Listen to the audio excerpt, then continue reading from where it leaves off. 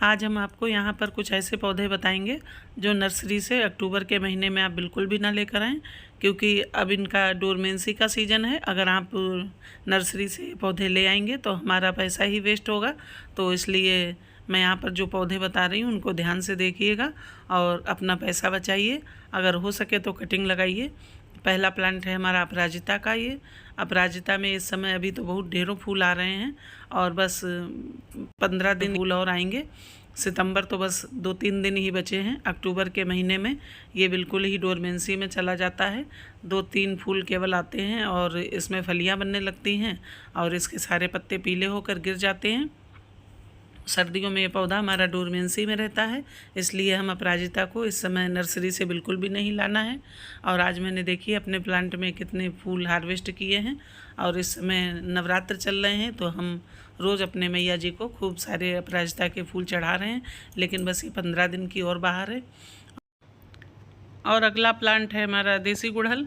अगर हम नर्सरी जा रहे हैं तो इस समय हम नर्सरी से देसी गुड़हल भी नहीं लाएंगे, क्योंकि देसी गुड़हल ने गर्मियों में तो भर भर कर खूब फ्लावरिंग की है, हमारे गार्डन को फूलों से भरा रखा है। लेकिन सर्दियां इनका डोरमेंसी का सीज़न होता है। सर्दियों में हाइब्रिड हिबिस्कस को ही लाना ज़्यादा बेस्ट रहता है, क्योंकि हाइब्रिड में फूलों की संख्या ज़्यादा होती है और देसी हिबिस्कस इस समय डोरमेंसी में रहता है। तो अगर आप इस समय गुड़हल ख़रीदना चाहते हैं तो हाइब्रिड हिबिस्कस ही खरीदिए, क्योंकि उसमें पूरी सर्दी भर भर भर के फ्लावरिंग होती है। और इस समय देखिए देसी गुड़हल का डोरमेंसी का सीज़न है तो पतझड़ आ गया है इस पर, सारे पत्ते पीले हो गए हैं। कोई प्लांट में तो फूल खिल रहे हैं, बाकी इसमें इस समय कलियां बनना बंद हो गई हैं। तो देसी गुड़हल को हम नर्सरी से बिल्कुल भी नहीं लाएंगे। ये इसके डोरमेंसी का सीज़न है तो इसको आराम करने देते हैं। और इस कड़ी में अगला पौधा है हमारा चांदनी का प्लांट। चांदनी का डॉर्फ वैरायटी का हो या लॉन्ग वैरायटी का हो, अभी तो इसमें फूल आ रहे हैं, लेकिन नवंबर महीने के बाद इसमें फूल बिल्कुल आना बंद हो जाएंगे और ये डोरमेंसी में चला जाता है। इसमें दिसंबर जनवरी 3-4 महीने फूल बिल्कुल नहीं आते हैं।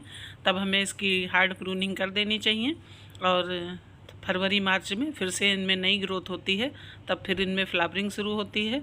इसकी भी मैंने कटिंग लगा कर रखी हैं, आप जितनी भी चाहें कटिंग इस समय लगा सकते हैं। और अगला प्लांट है हमारा कनेर का।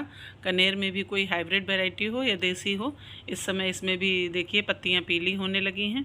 जितना भी डोरमेंसी वाले पेड़ पौधे होते हैं वो सब अपनी पत्तियां पीली करने लगे हैं।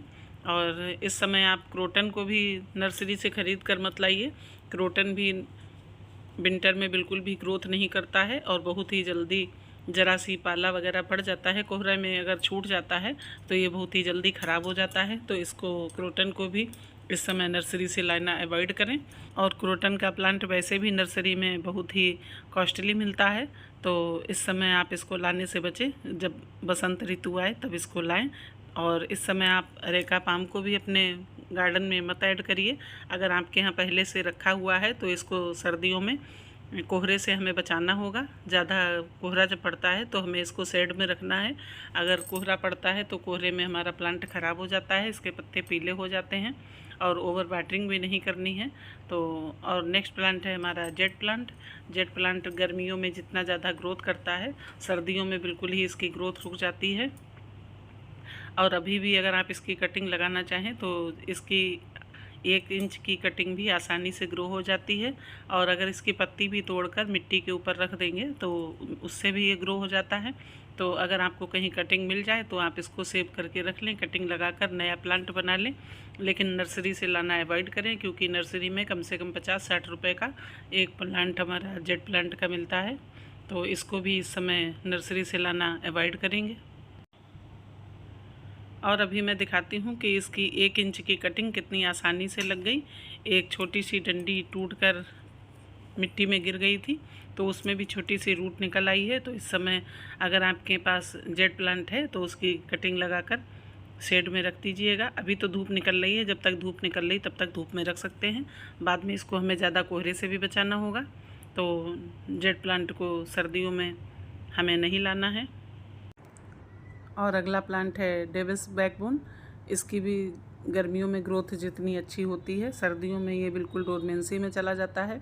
और अभी से देखिए इसके पत्तों की रंगत बदल चुकी है अभी ये थोड़े हल्के पिंक कलर के हुए हैं, बाद में ये सूख जाते हैं और जितने भी पत्ते होते हैं सारे प्लांट पर से झड़ जाते हैं, केवल डंडी बाकी रह जाती है। तब प्लांट हमारा देखने में भी अच्छा नहीं रहता है और ज़्यादा कोहरे में हमारा प्लांट ख़राब भी हो जाता है। तो अगर अभी आप नर्सरी से अगर इसको ख़रीदेंगे तो हमारा पैसा वेस्ट ही चला जाएगा। तो इस समय डेविल्स बैकबोन को भी नर्सरी से लाना अवॉइड करें तो आपके लिए ज़्यादा बेहतर होगा।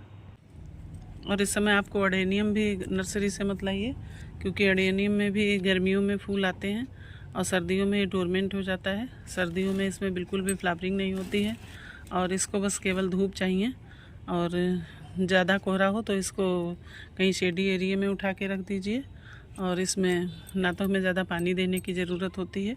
जब बिल्कुल मिट्टी हमारी एकदम से सूखी दिखाई दे तभी हमें इसमें कभी 15 दिन में एक बार पानी दे देंगे, और ना ही हमें इसमें कोई फर्टिलाइज़र डालना है। विंटर में इसको शेड वाली एरिया में रखना चाहिए, उससे हमारा प्लांट सेव रहेगा और नेक्स्ट ईयर इसमें खूब ज़्यादा सी फ्लावरिंग होगी।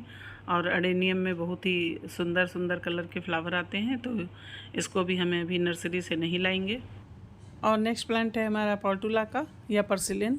इस समय इनका भी डोरमेंसी का सीज़न आ गया है। गर्मियों में ये भर भर कर फ्लावरिंग देते हैं और जैसे ही अक्टूबर का महीना आता है इनमें फ्लावरिंग एकदम रुक जैसी जाती है और मिलीबग का भी अटैक होने लगता है। तो इसको भी नर्सरी से नहीं लाएंगे और इसके प्लांट को सेव करके रख लेंगे, नेक्स्ट ईयर हमारे काम आएंगे।